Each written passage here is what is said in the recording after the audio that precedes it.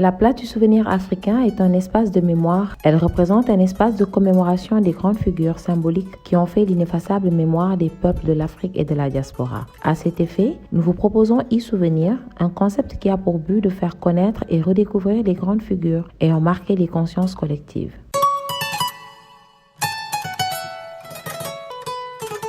E-souvenir vous présente Douta Seck. Eh bien, nous allons parler aujourd'hui de quelqu'un qui est devenu une légende dans la création théâtrale internationale, voire même mondiale.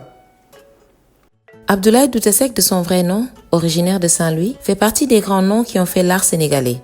Cet artiste polyvalent qui fut instituteur, architecte, chanteur, poète et comédien a su marquer son époque par ses talents, sa sagesse et la maîtrise de son art. Ce grand maître du 4e art a milité durant toute sa vie pour le développement de la culture au Sénégal et dans le monde. Artiste de renom, Douta Seck a eu un parcours jalonné de succès grâce à une maîtrise parfaite de son métier qui lui a valu plusieurs prix récompensant son influence. Vous savez, il y a de cela une trentaine d'années, l'UNESCO avait commandité une encyclopédie mondiale du théâtre contemporain. J'y représentais l'Afrique avec un collègue camerounais. Et tous les 6 mois, on se retrouvait quelque part dans le monde pour faire le point.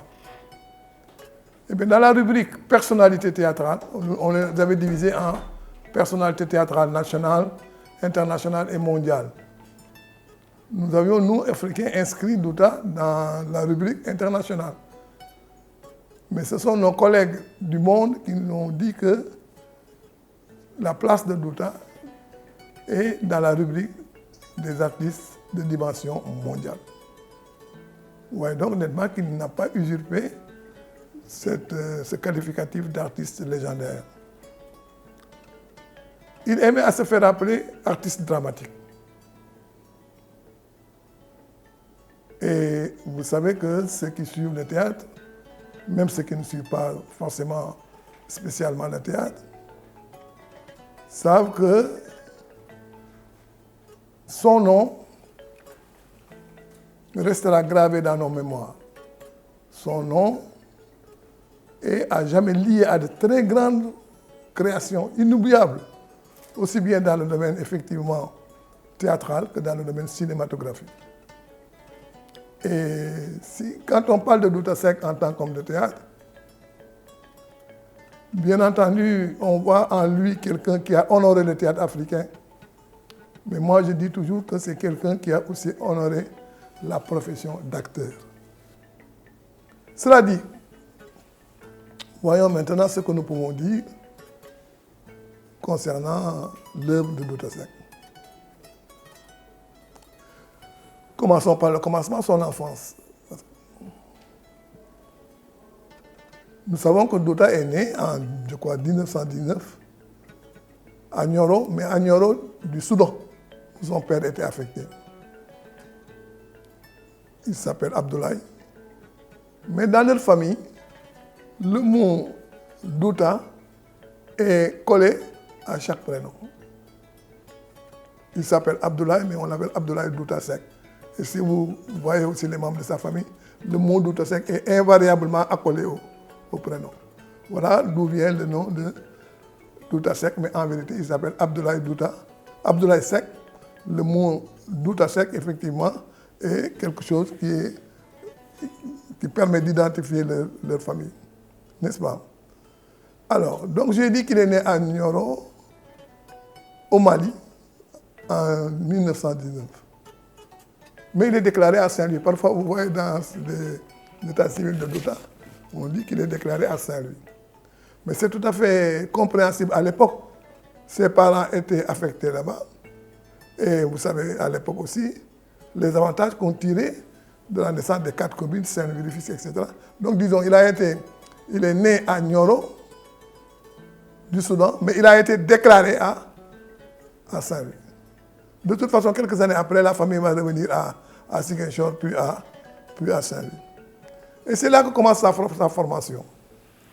il fréquente une célèbre école coloniale Blanchot, puis il fréquente la fameuse école normale William Ponty, et il sort de Ponty comme instituteur à 22 ans.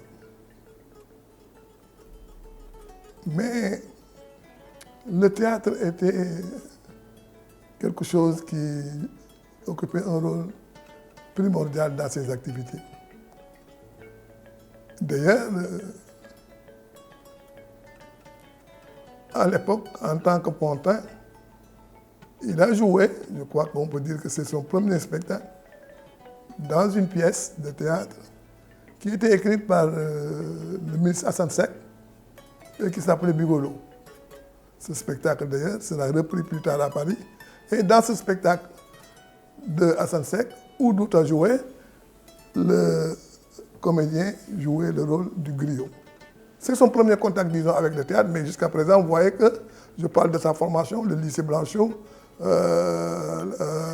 l'école normale William Ponty, et sa fonction, c'est qu'il est instituteur. Il est sorti de Ponty comme instituteur. Mais si vous vous replongez dans la formation de l'époque, l'école Blanchot, l'école normale William Ponty, c'était des écoles d'élite. Il n'y entrait pas n'importe qui. Donc vous voyez que Douta a une base, a une formation générale très solide. Parce que nous verrons plus tard qu'il n'a jamais fait une école drama. Il n'a jamais fait une école dramatique. Il n'a jamais fréquenté une école où l'on forme des comédiens. Quelque chose va se passer dans sa vie en 1946.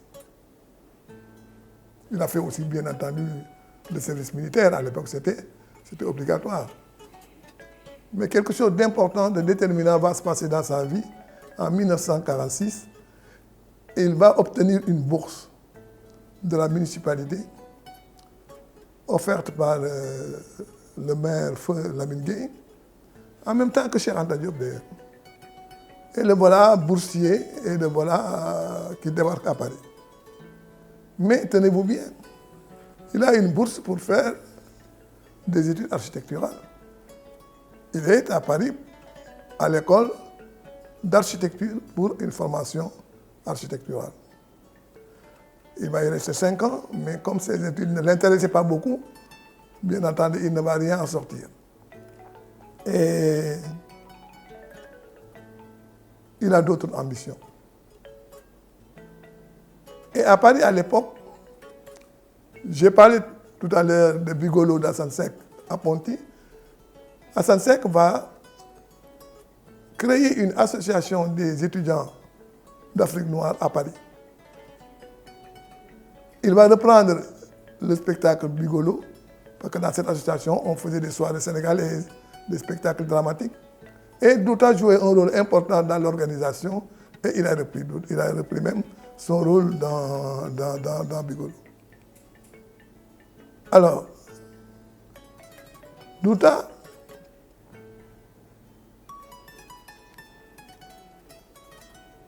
je vous ai dit qu'il est allé en France pour faire des études architecturales. Et parallèlement à ces études architecturales, il avait quelques activités dramatiques en amateur. Et bientôt, il va changer de formation. Il va entrer à l'école de musique. Il va entrer à l'école de musique en France. Il a même bénéficié d'une tournée qui était parrainée par le gouverneur général. Et il a pu faire une tournée africaine, mais en tant que chanteur. Mais il est toujours attiré par le théâtre. Cette tournée musicale, d'ailleurs, il a eu à faire, l'a ramené au Sénégal, où il a joué.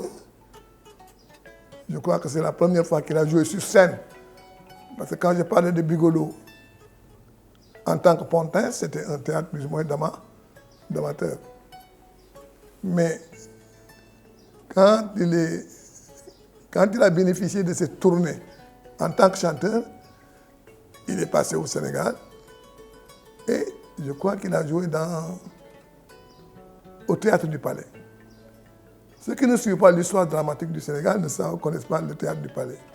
Le Théâtre du Palais était aux environs de la place de l'Indépendance. C'était le premier lieu dramatique civil, je ne dirais même pas au Sénégal, mais en Afrique noire. Et Douta a pu jouer au Théâtre du Palais, mais en tant que chanteur. Et qu'est-ce qui se passe toujours concernant Douta et son séjour en France? En 1959, il y a la création de la Fédération du Mali, comme vous le savez. Et Abdoulaye Fofana était le ministre de l'Éducation et de la Culture. Et il a demandé à Douta de revenir au Sénégal pour aider à la création de l'école des arts. Il est revenu donc en 1959, il est resté 3 ans au Sénégal. Et après ces 3 ans, il va retourner en France pour fréquenter l'Université du Théâtre des Nations. Donc disons de 1959 à 1963, Douta est retourné au Sénégal pour participer à la création de l'école des arts. Mais très vite, il retourne en France. Il retourne en France et il continue ses activités artistiques. Ses études sont plus ou moins mises entre parenthèses. Et dans ses activités dramatiques en France, il rencontre un homme de théâtre qui a joué un rôle important dans l'éclosion des artistes africains en France. Il s'agit de Jean-Marie Serrault. Jean-Marie Serrault était un homme en français, un metteur en scène, un directeur de troupe, qui s'intéressait beaucoup au théâtre méprisé, je peux dire comme ça. Il a formé une troupe internationale et il a recruté Douta Seck au théâtre de Babylone, qui a joué avec lui 3 pièces Spartacus, qui est son premier spectacle scénique en 1952. Il a joué Homme pour homme et il a joué L'exception et la règle. Ces 2 pièces sont des pièces de Brecht. Ailleurs, j'ai étudié, bien entendu, les traces de Bertolt Brecht dans le théâtre africain. Et je peux dire que Douta est le premier Africain à avoir joué dans des pièces de Bertolt Brecht sur la mise en scène de Jean-Marie Serrault. Mais il ne va pas s'arrêter là. Vous voyez donc nettement qu'on commence à parler de lui dans le domaine du théâtre. Dans le domaine du théâtre, dans des scènes, disons, officielles. Jean-Marie Serrault, je crois qu'il est utile de souligner son action dans l'avenir artistique de Douta Seck. Vous savez, dans l'histoire du théâtre, il y a parfois des rencontres que l'on peut qualifier de rencontres heureuses entre un metteur en scène, un dramaturge, un acteur et un metteur en scène. L'histoire nous donne beaucoup d'exemples qui montrent qu'il y a eu des collaborations historiques qui ont donné de bons résultats. Je peux citer Jean-Louis Barrault et Claudel, je peux citer Louis Jouvet et Giraudoux. Et c'est dans cette même optique que l'on peut insérer la collaboration Jean-Marie Serrault-Douta Seck. Dès lui-même, il le dit, Douta. Il dit, c'est Jean-Marie Serrault qui m'a révélé, qui m'a montré, qui a fait de moi ce que je suis dans le domaine du théâtre. Mais vous voyez que désormais, Douta commence à jouer. Mais nulle part, je n'ai parlé de sa formation dramatique. L'on peut dire qu'il a eu une formation sur le tas. Mais enfin, si on y réfléchit de près, j'ai dit tout à l'heure, au début de l'émission,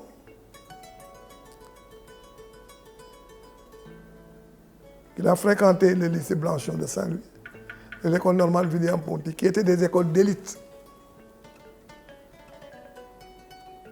J'ai dit qu'il était instituteur sortant de Ponty. Donc son niveau de base était solide. Si on y ajoute la rencontre avec Jean-Marie Serrault, qui était un metteur en scène, qui avait du flair, qui avait une bonne direction d'acteur, tout cela montre que c'est peut-être un peu exagéré de dire qu'il n'a pas eu de formation théâtrale. Il a les prédispositions. Je le dis d'ailleurs aux étudiants de comédiens. Je leur ai dit, mais soignez votre culture de base. C'est important. Si vous n'avez pas une culture générale, une culture de base, vous ne pouvez pas aller loin. Par contre, si vous avez une solide culture de base, comme un instituteur sortant de l'école William-Ponty, de l'école Blanchot, qui étaient des écoles d'élite, il s'y ajoute bien entendu son séjour à l'école d'architecture, même s'il n'a pas fini ses diplômes, ses études au conservatoire de musique, sa rencontre avec Jean-Marie Serrault et sa volonté, bien sûr, son talent. On n'est pas étonné de voir en lui un artiste de grand renom. N'est-ce pas? Alors, donc, tout cela, j'ai dit que après l'école normale, l'école des arts en 63, Douta va quitter une fois le Sénégal pour retourner en France. Il a fait 3 ans, 4 ans pour la formation de l'école des arts. Et en 63, il quitte Dakar pour retourner en France.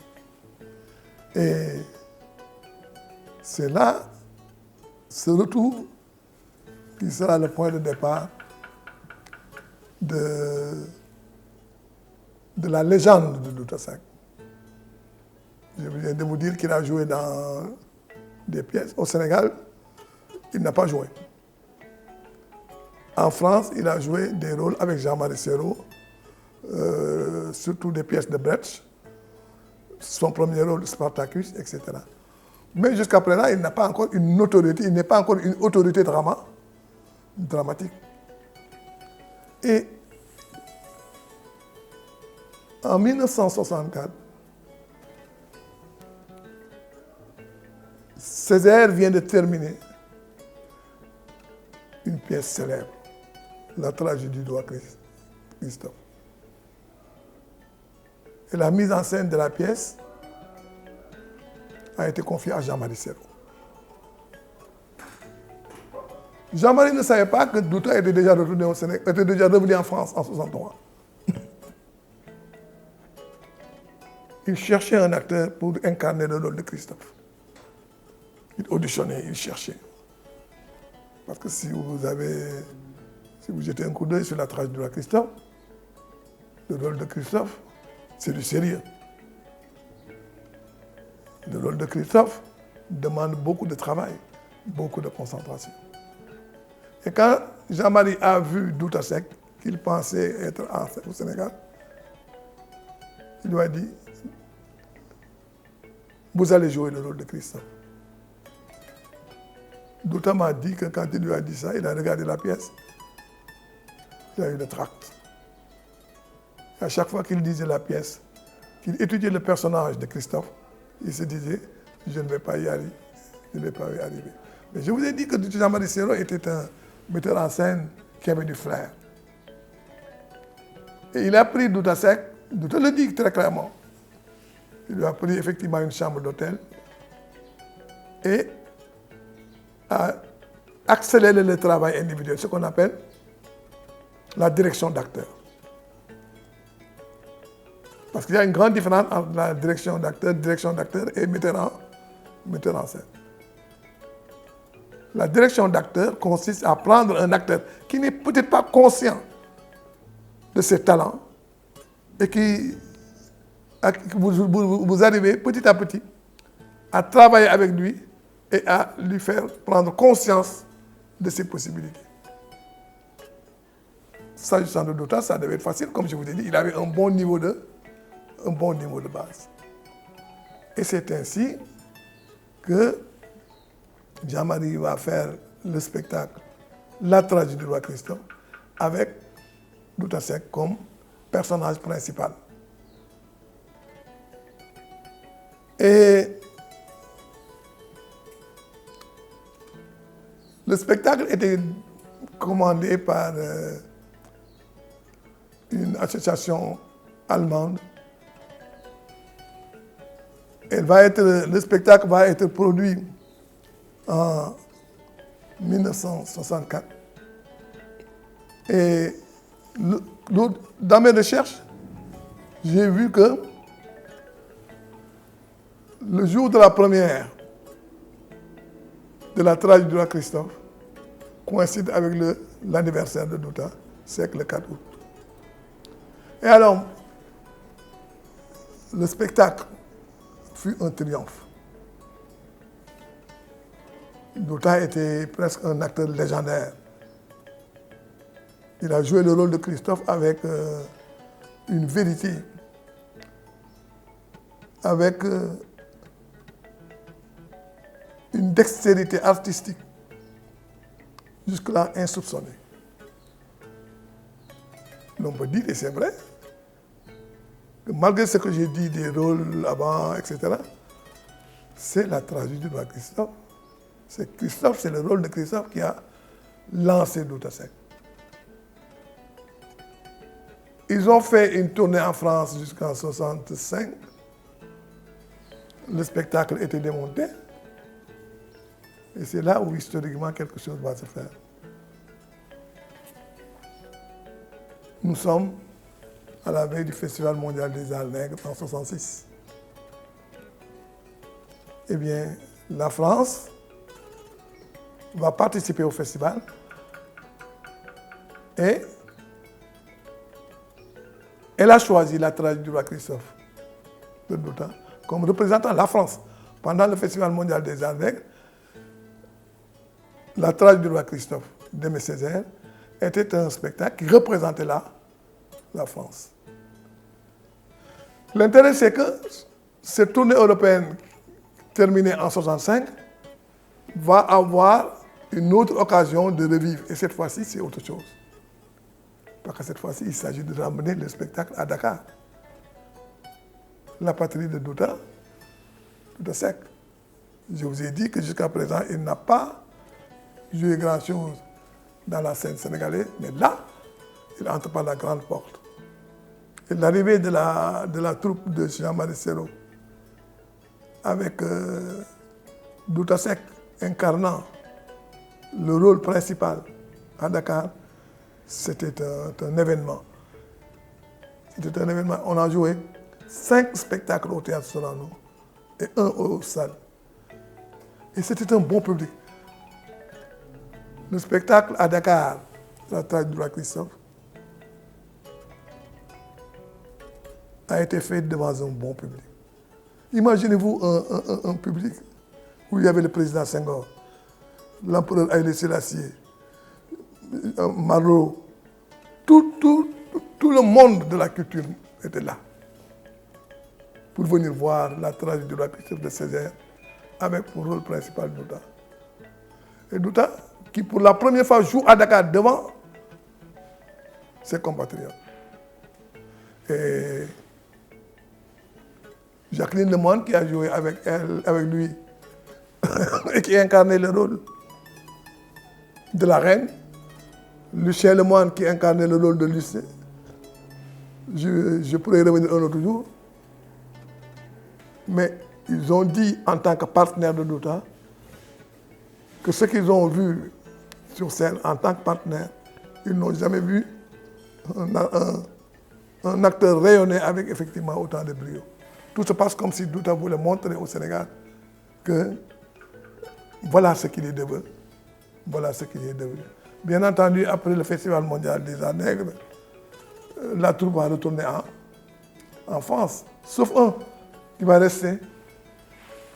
Et celui-là qui va rester, c'est Lucien Lemoine, et qui est resté à Dakar jusqu'à sa mort. Mais ça, c'est une autre histoire. Il a d'ailleurs écrit un texte sur Douta Seck, et il l'a intitulé Douta Seck ou la tragédie du roi Christophe. Vous voyez comment on associe désormais Douta au rôle de Christophe. Effectivement, il a donné au rôle de Christophe une dimension gigantesque. Je disais tout à l'heure, en ouvrant cette émission, que le malheur d'un artiste dramatique, d'un acteur, c'est qu'il meurt avec sa prestation et qu'on n'a pas la possibilité de le revoir jouer. Et il ne laisse pas de traces suffisamment exhaustives.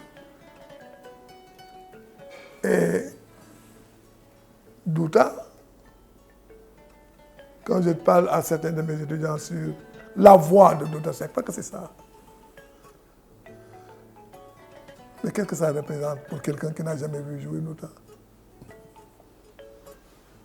Et c'est ça le grand problème de l'acteur de théâtre. Il ne laisse pas de traces, ou les traces qu'il laisse ne sont pas des traces fiables pour la pureté du théâtre.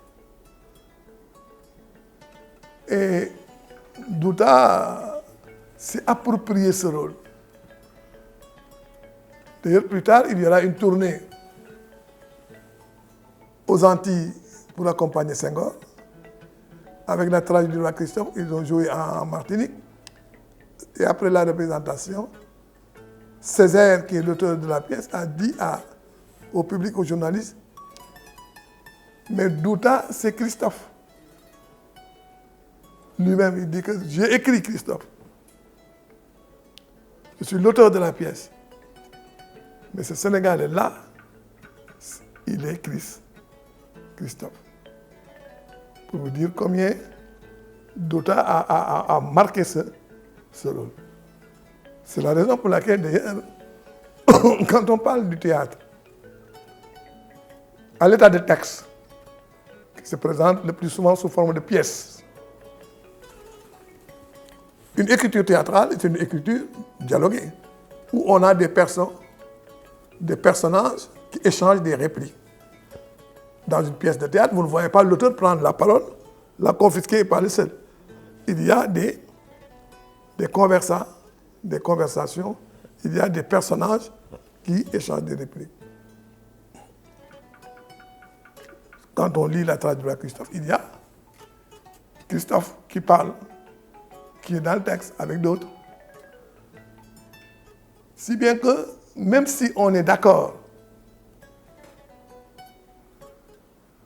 sur la gestation du personnage, parce qu'effectivement, on peut dire que c'est le dramaturge qui est le géniteur du personnage. C'est le dramaturge qui invente le personnage, qui lui donne un caractère, qui lui donne un sexe, etc. Mais est-ce que dans le spectacle, il possède seul le personnage? Ce personnage qui est à l'état qui est en papier, c'est dans le texte. Quand on va au théâtre, il ne devient plus du papier, il devient quelqu'un. C'est Douta Seck qui est Christophe. Quelle est la limite, quelle est la frontière entre la part de Césaire, qui a imaginé, qui a créé le personnage, et la part de Douta Seck qui l'a rendu vivant? C'est un grand problème. Bien entendu, il y a un partage de créativité. Quand on regarde La Dior ou l'exil d'Albouri de Chernow, quand on voit Albouri sur scène, bien entendu, le géniteur c'est Chernow.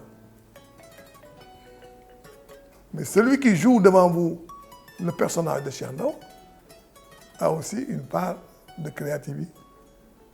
Si bien qu'il y a une copropriété, en définitive. Et là, c'est ce qu'a voulu dire Césaire par rapport effectivement à cette incarnation. Parce que Douta va revenir au Sénégal. Il va revenir au Sénégal définitivement. Et il va intégrer le théâtre national Daniel Sorano.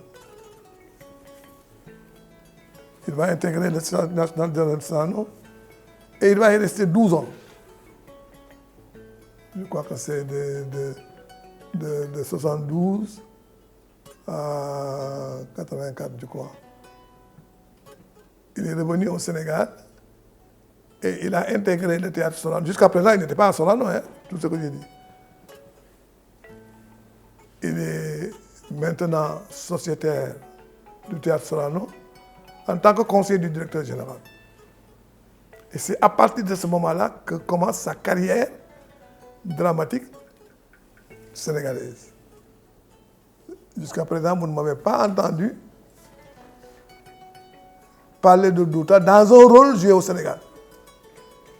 À moins qu'on ne prenne en compte, bien entendu, le Christophe. Or là, c'était pendant le Festival mondial des arts. Il va rester donc à Sorano en tant que soranier 12 ans. Et dans son séjour à Sorano, Douta a créé 3 rôles inoubliables dans le théâtre Sorano. D'abord, il a repris la tragédie du roi Christophe. Mais il a joué aussi le rôle de Bien-Aimé, un spectacle tiré d'une pièce de Abdou Antaka, gouverneur de le général Maniello. Il a joué, ça il a joué au Sénégal, et le rôle de Bien-Aimé dans Général Maniello a remporté le prix de la francophonie. Il a joué aussi au Sénégal pendant le deuxième Festival mondial des arts nègres au Nigeria.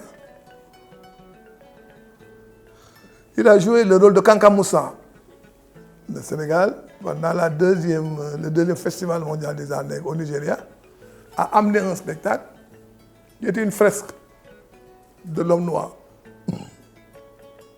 Et dans cette fresque, il y a une séquence qui parle de l'Empire du Mali, et c'est Douta qui a joué le rôle de Kanka Moussa, dans une mise en scène de Jean-Pierre, une excellente mise en scène de Jean-Pierre Dos. Douta donc a joué ces 3 rôles. Si on veut faire le compte des grands rôles qu'il a joués à Dakar, la reprise de la tragédie du roi Christophe, le rôle de Bien-Aimé dans Général Maniello, le rôle de Kanka Moussa dans la fresque pour le Nigeria. Et il y a eu un 4e rôle qu'il n'a pas terminé, c'était le rôle un rôle dans Sikasso, le livre de Tamsir-Niane. Il a répété le rôle, mais il ne l'a pas fait. Et puis il a pris sa retraite, libre. Et c'est au cours de cette retraite qu'il va jouer ce que je pourrais appeler son dernier rôle théâtral.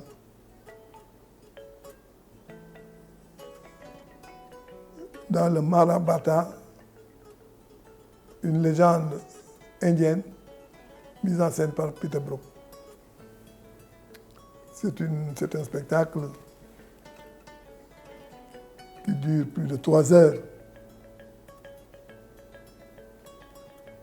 Et Douta a été sélectionné pour ce grand spectacle international avec plusieurs tournées. Il est allé en tournée dans ce spectacle, mais étant donné son âge et la dureté des répétitions, il n'a pas pu terminer la tournée. Il est revenu au Sénégal. On l'a ramené au Sénégal, malade. Et à son retour au Sénégal, il a rejoint sa maison il a eu à être distingué par le gouvernement, par le lycée Kennedy, qui a organisé des journées en hommage à effectivement Douta Seck, par aussi l'école de Cabritas, les Maris, qui ont aussi fait un hommage grandiose à Douta Seck. Et il reste donc là-bas, le repos du guerrier. Et il a commis l'imprudence d'accepter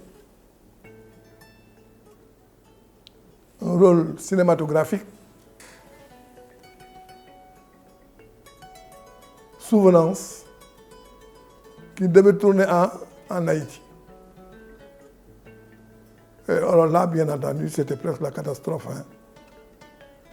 C'est la catastrophe, non pas artistique, mais physique.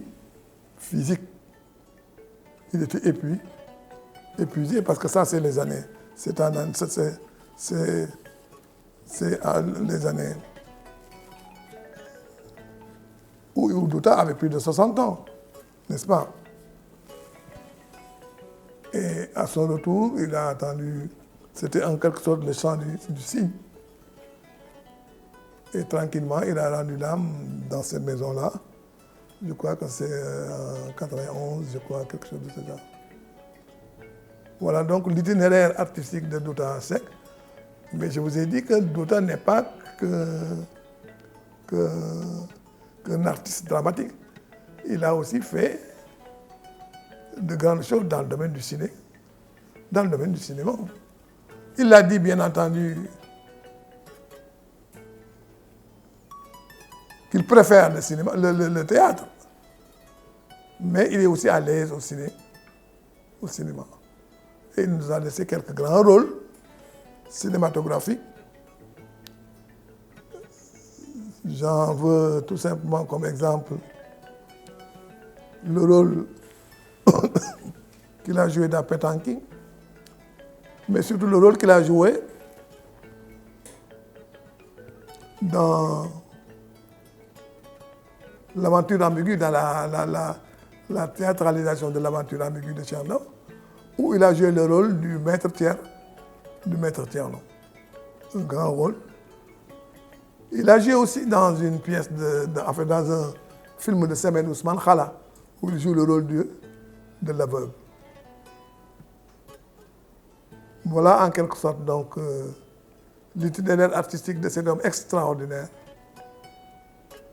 qui, comme je l'ai dit d'entrée de jeu, est devenu une légende, est devenu quelqu'un qui fait honneur au théâtre africain, qui fait honneur au théâtre mondial, mais surtout qui fait honneur à ceux qui ont choisi comme profession le jeu théâtral, c'est-à-dire les comédiens. Abdoulaye Douta Seck, de son vrai nom, originaire de Saint-Louis, fait partie des grands noms qui ont fait l'art sénégalais. Cet artiste polyvalent qui fut instituteur, architecte, chanteur, poète et comédien, a su marquer son époque par ses talents, sa sagesse et la maîtrise de son art. Ce grand maître du 4e art a milité durant toute sa vie pour le développement de la culture au Sénégal et dans le monde. Le 5 novembre 1991, Abdoulaye Douta Seck tire sa révérence à l'âge de 72 ans, laissant derrière lui un patrimoine immense et riche qui doivent être une source d'inspiration pour la génération actuelle de jeunes créateurs. Pour l'immortaliser, l'ancienne résidence de la Médina est baptisée en son nom en 1992 lors de la Journée mondiale du théâtre. Ce programme vous a été proposé par la Place du Souvenir africain. Merci de nous avoir suivis. Rendez-vous très prochainement avec un nouveau portrait.